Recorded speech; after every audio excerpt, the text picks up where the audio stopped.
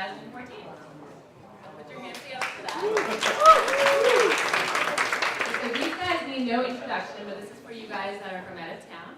So Casey Lau and Jean Su are the co-founders of StartupsHK, and they've been building our startup community here in Hong Kong for the past 5 years. Casey is originally from Vancouver, and Jean is from Hong Kong, although he was he grew up in Singapore and Malaysia. Between the two of these guys, they have 100 dog years of experience between them, and they've been relentlessly promoting the startup community here in Hong Kong and all around the world. And they've been in talks in cities such as Shanghai, Tokyo, Taipei, Singapore, Ho Chi Minh City, and KL. Also, Casey just came back from Hawaii, where he helped kickstart that ecosystem's first startup conference. And just a little shameless plug here. There's no other source in Hong Kong except StartupsHK and Startbase.hk that consistently brings you guys the latest startup news, newest startups, investors, and founders on a daily basis, and will continue to do so in the future. So without further ado, here they are, the X-Men of StartupsHK, Casey and Cheng.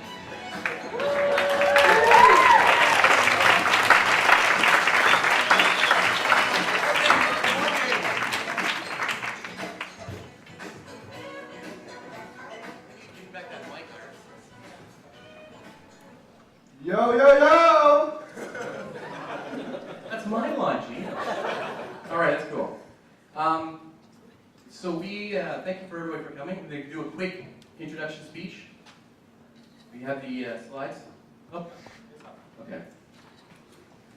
Well, that was supposed to be the picture with us. We have a very startups of future past theme, so that picture was supposed to be there. Yeah, Superman, I think. Okay, so the agenda today, we're going to talk about, the whole point of this conference today is to kind of celebrate 5 years of StartupsHK. And what we're going to do is we're going to go back in time to 2009 when we started this. We have some of our friends here today that will kind of reminisce about the old days. We're going to talk about today's hottest startups. And then we're going to take a look at what's happening in the year 2019 here in Hong Kong with some experts of the future. So get your DeLoreans, revved up and gassed up, ready for action. The hashtag today is SUFP. Please use it if you're on Twitter, so we can take a look at all the cool pictures you've taken of us. Or Instagram. Or Instagram, so we can take a look at it. Very important. So let's start. So let's take a look back. We started this whole thing in Cyberport back in 2009. Yes, Cyberport was the place that started. Somebody from Cyberport here? Are we clapping? No? Well, there we go. One guy clapping, two guys clapping, three guys. Great. So, all the jokes I make about Cyberport, or we make about Cyberport being so far away, they really have helped the ecosystem here in Hong Kong. And without them, we probably wouldn't be here today at this conference, at least. So in 2009, they held a angel forum where they invited a bunch of Silicon Valley experts to come to Hong Kong and talk about what was happening there to Hong Kong startups. And there were maybe about, 100, 200 people in the room. It's a very beginning stage of this whole thing. And that's where I met Gene and John, the other guys. And somebody in the room raised their hand and asked the guys on stage, and one of them specifically was Dave McClure, and asked them, what should we do once you guys leave? There's a lot of momentum that's grown in these kind of conferences, but when they leave, it kind of dies down. So Dave said, you guys should get together in a coffee shop and start your own ecosystem. And so I guess that's what we did. We started meeting together in coffee shops on Monday mornings, called Startup Mondays, we used to call that. We get 6 guys to show up together, and it grew and grew from there, so that we didn't have any more space in the coffee shop, and we had to go to our own space, which we'll talk about in a minute. So there's Dave. So it's grown to be quite a crazy, big ecosystem here in Hong Kong, and we've had so many events over the last 5 years, and we thank a lot of people for being part of that. Of course, it started off with Boot back then, and it's grown to CoCoon, it's grown to the Hive, Garage, all these co-work spaces, all these accelerators, all these great events, and of course, InvestHK with the Start Me Up week of non-stop events all week, starting already from Monday till Sunday. So that's amazing, right? Because we do an event once a month, and that would be like, oh, that's a lot of work. That's a lot of events happening. So I think the ecosystem has grown quite tremendously over a short little time. So some people to thank quickly. Obviously thanking Cyberport and Science Park for what they've done and how they've built up the ecosystem here and allowed startups to get out of Starbucks and work in real offices that are near Starbucks still. We want to thank the bad economies in Europe and North America for sending over people to Hong Kong to do startups. We want to thank the banks for bringing married people here and having trail-along spouses join the ecosystem because they have nothing else to do. We want to thank our sponsors, of course, today, SoftLayer, KPMG, Dragon Law, and Counterpoint for supporting this event. And finally, I just want to do a quick thank you to, this is the sponsors, SoftLayer. I have all these pictures here. Dragon Law, Cornerstone. I'll talk more about them later on today. Food Panda, Event Extra is a Hong Kong startup, helped us with all those tags on your chest. And General Assembly, CoCoon, and Thai helped us to promote the event out to the startups. And finally, I just want to say, I want to dedicate this event to the umbrella movement. I think a few years ago, somebody asked me if the future of Hong Kong would rely on kids, students. I would say probably not. Until a couple weeks ago, like a month and a half ago, when I walked out on the streets there, and I was pretty impressed with what I saw. So I think that there is a hope for Hong Kong's youth, and I think they do have the passion that is needed to grow a startup. So I just want to make a quick dedication to that. All right, so let's go on. And we wanted Dave McClure to be here today, but he couldn't make it, so we have the next best thing, a iPhone video.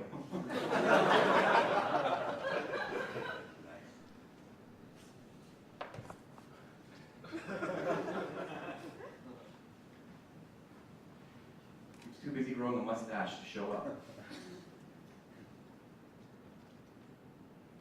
Oh, you knew that was going to happen, right?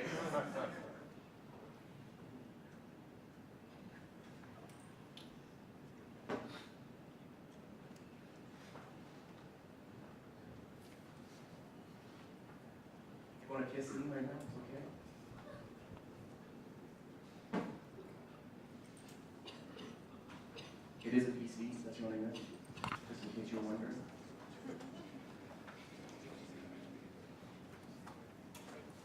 We did test it. We're too busy with our Cantonese theme song that we forgot to test this part of it. Missed the beginning. You'll hear it later. Gene will sing it. Gene will sing it for you.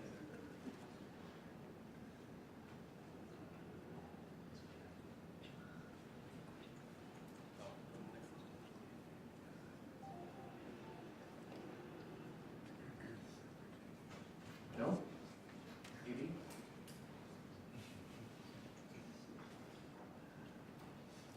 She's flying in right now to say this to us. It's behind stage.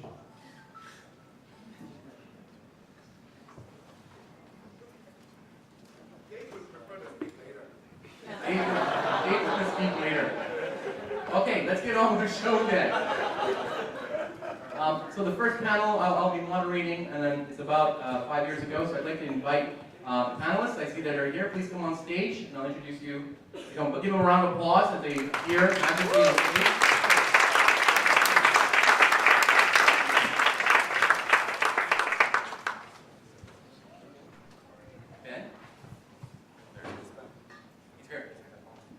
Okay, so this is very exciting because a lot of us haven't seen each other in a long time. But basically, the people on the stage here are the majority of the people who started StartupsHK or part of the ecosystem that we met at coffee shops back in 2009.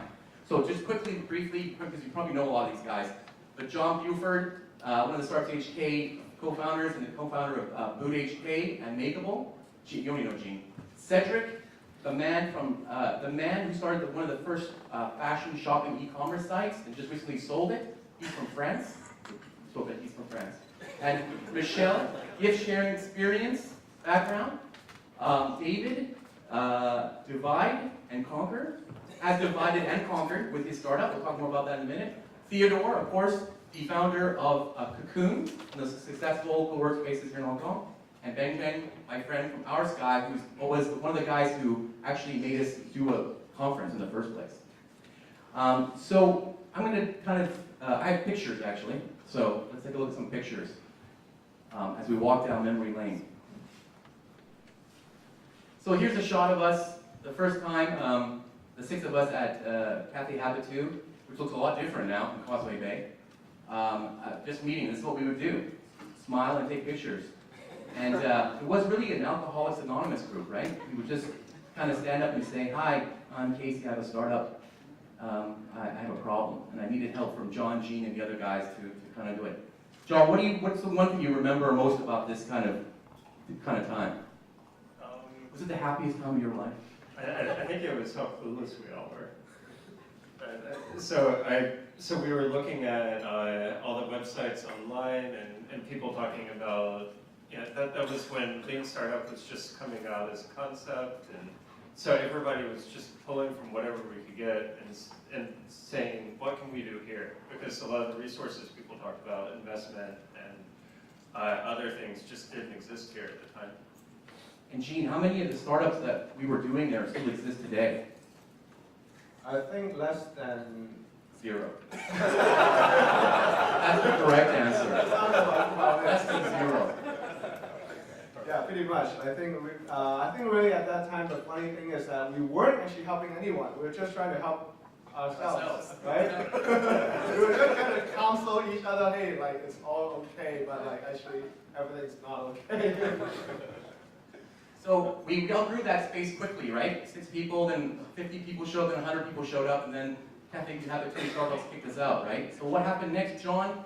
You decided to rent out a 1,000 square foot basic accounting office and rip down the walls, right? Tell us a little bit about the origins of Boot.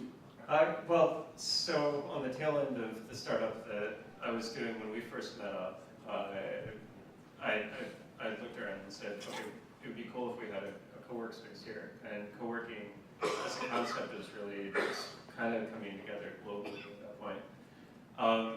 At the first Startup Saturday, I pitched BootHK as a community co-work space. Theodore and his father stepped up and helped to support it. We actually set it up for, it's 120,000 Hong Kong dollars. It was the total money put into it. Which gets you 1 desk at garage the size of there. Plus a lot of sweat and blood.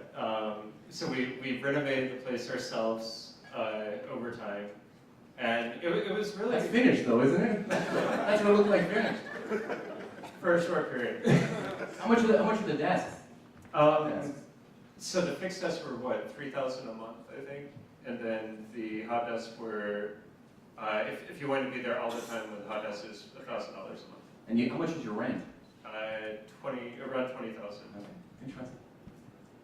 Okay, and then so this is what it looked like next, right? Basically, we moved everybody in, and we moved Startup Monday from the morning to the evening, and then invited everybody else. And so everyone would come in, squeeze in rather, and listen to somebody talk every week. So how did that come about, and how did that happen?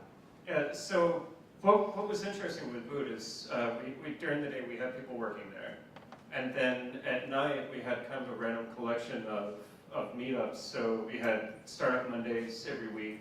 Hack Jam, which is the local hacker space, grew out of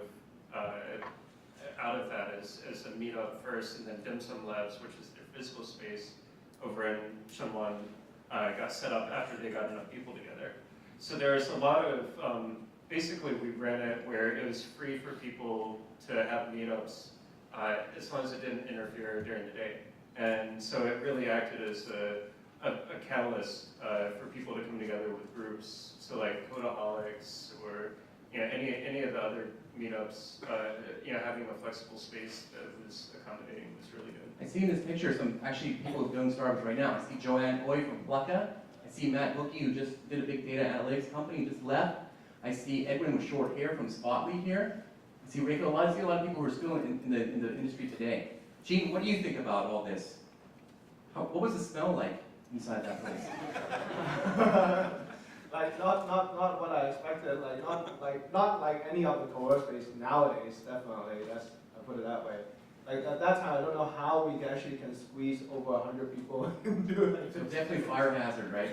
Yes. The place was a fire hazard to begin with, so bring the people in there. So one of the first tenants was Cedric. Cedric had a site called Shop de Couture. I don't know, my French is really bad. I probably know how you pronounce it. But okay, thank you. And so he was one of our first guys that moved in. So tell us, back then you looked the same though, maybe a little bit less. Was less hair? A little less hair today, but you're one of the first guys in there at the thing. So tell us, what kind of energy or what kind of feelings you get? Why did you stay there? Why didn't you just go to a coffee shop? Well, first of all, I'm not the work at home type. So at the time I was living in a small apartment, service apartment in Jordan. and I just couldn't stay there. I had too many distractions, and I needed to be out there and meet people.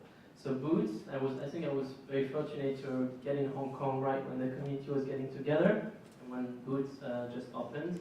And for me, it was just the right place to work from. It was cheap, and the community was the center of attention for the startup community. So I had that really nice office. It was very simple. Definitely couldn't get customer meetings at Boots, but there was a Starbucks right down the street, so that was very practical. Starbucks still in the equation. Trying to get out of there.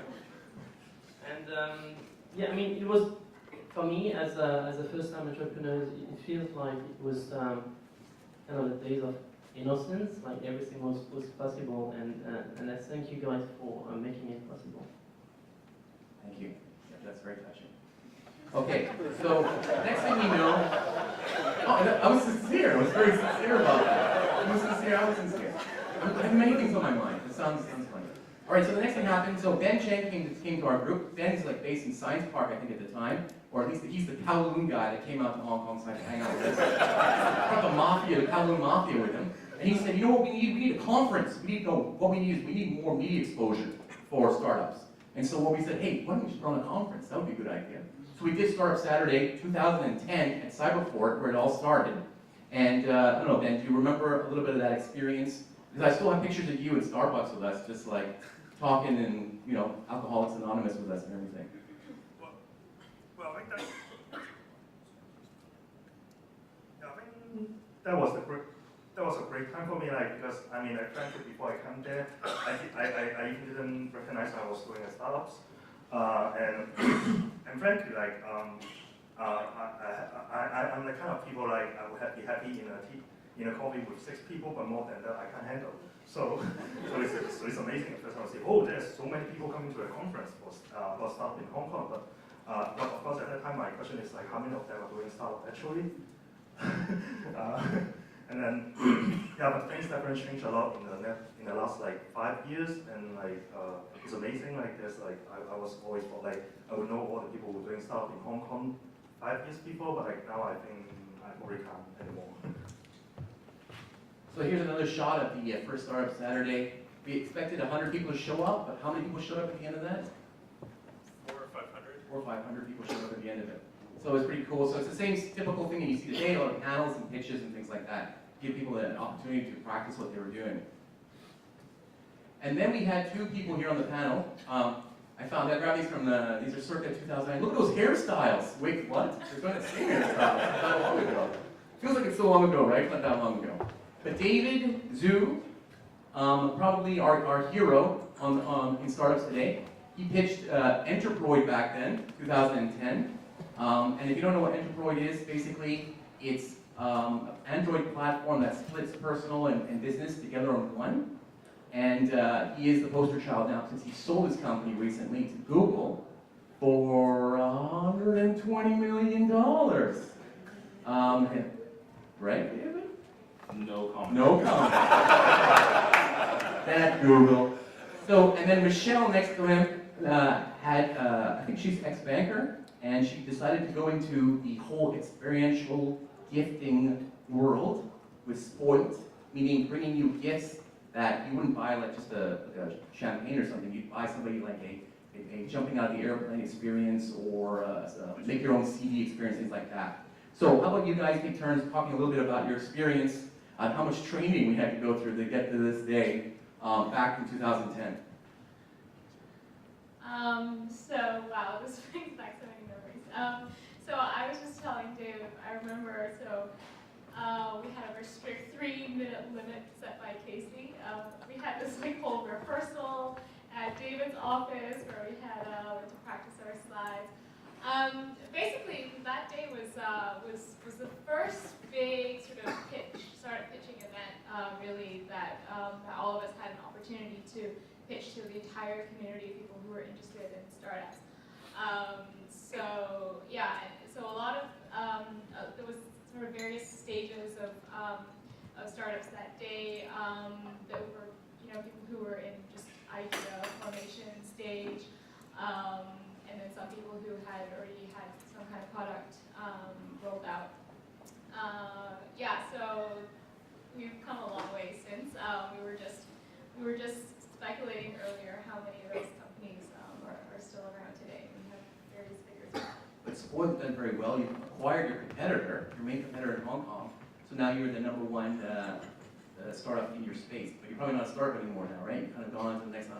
How many people do you have now at Spoilt? We're still a lean team. We have 7 people. And so back then we were, we were just launched during that event. Now we sell experiences online to individuals in retail stores to large corporate loyalty reward programs. And since we acquired Red Packet, now we run both brands, Spoilt and Red Packet. How about you, David? Just look at how young you were and how innocent you were back then. I definitely have more white hairs now. So yeah. You still have that same shirt on, do you? You still have that shirt. That would be pretty good.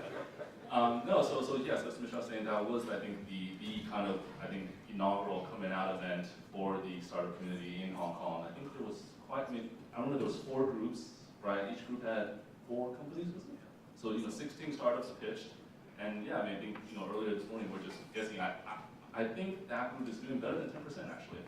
So I think statistically speaking, I think that first class of Hong Kong startups has done quite well. And I think certainly over the years I've definitely grown to appreciate events. To put out, it's a lot of work, but I think in terms of the exposure, both from just startup marketing awareness, but also I think it actually helps a lot on the recruitment side, which I think for me personally has always been kind of the perennial problem in Hong Kong. But it actually has gotten a lot better, I think. We can talk more about that later. What are your so you're in a new position, right? You're not just a Hong Kong startup, you're actually a global startup. But what do you think the Hong Kong scene kind of added to what you were doing, or did it add anything to what you guys were doing as you were building out? I mean, I know most development for Divide is here in Hong Kong, but how does the startup ecosystem here help you, if it does in any way, as you were growing? Yeah, so I think one huge advantage, certainly looking back on history, but by the way, yeah, so we changed the name from Enterprise to Divide because no one can say Enterprise. I think Divide is just a much better name.